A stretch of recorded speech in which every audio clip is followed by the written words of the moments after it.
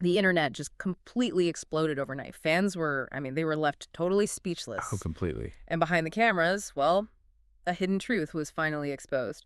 Welcome to the deep dive. We have got a massive stack of entertainment articles, reviews, and, viral social media reactions from May 2026. Right.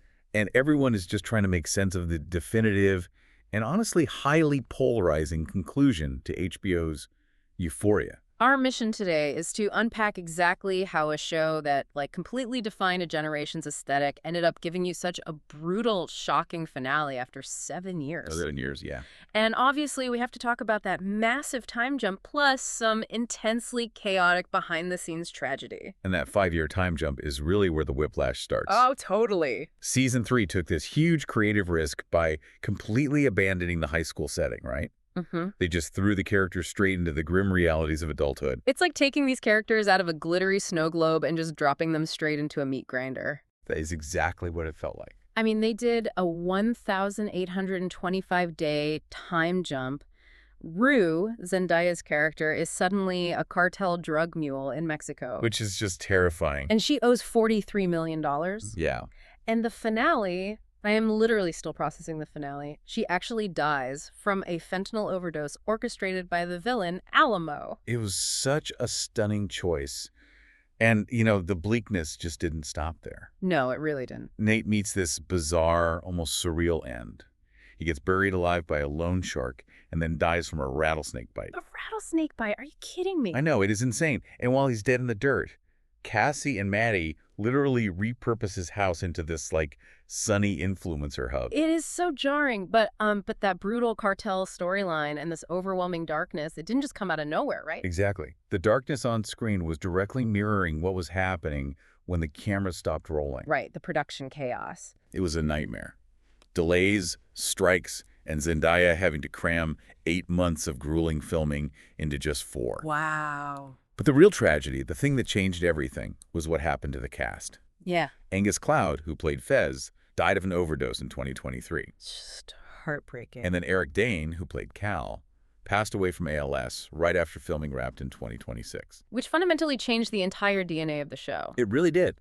Creator Sam Levinson admitted he basically wrote this season like it was his last, and he's now walked away from the series entirely. So, wait. The tragic loss of Angus Cloud forced Levinson to completely rewrite the season's backbone. Precisely. It permanently blurred the lines between reality and fiction. The on-screen darkness felt suffocatingly real because, honestly, it was real. So the fictional grief we are seeing is actually just real-world grief. Yeah. And because of all that, the rewritten narrative, the overwhelming grief, the final product triggered just a brutal reaction from fans.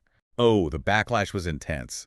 Fans were flooding social media, calling this season incoherent, boring, just completely rejecting it. And that's not even the craziest part. No, it's not. The aesthetic shift was a major shock to the system.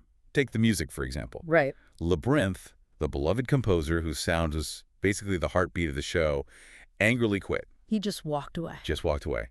And he was replaced by Hans Zimmer. Wait, Hans Zimmer? The guy who scores all those massive Christopher Nolan epics? Yes.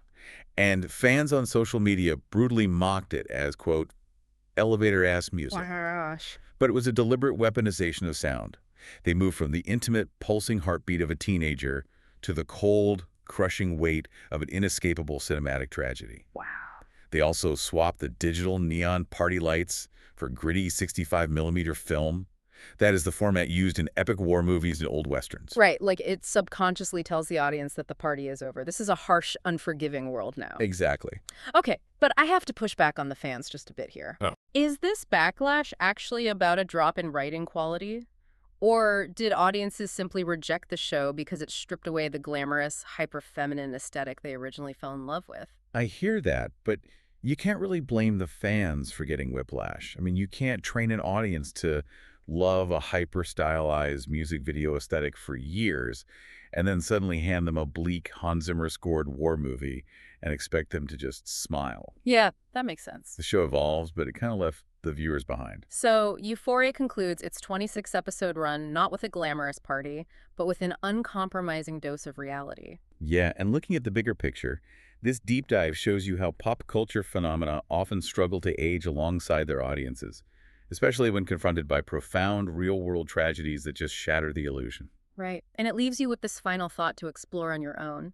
If Euphoria originally defined a generation with glitter, neon, and high school parties, Yeah, does its bleak, controversial ending perfectly reflect the harsher realities that same generation must face as they enter adulthood? that is a fascinating question. It really makes you think. Thanks for joining us on this deep dive, and make sure to subscribe so you never miss the next celebrity twist.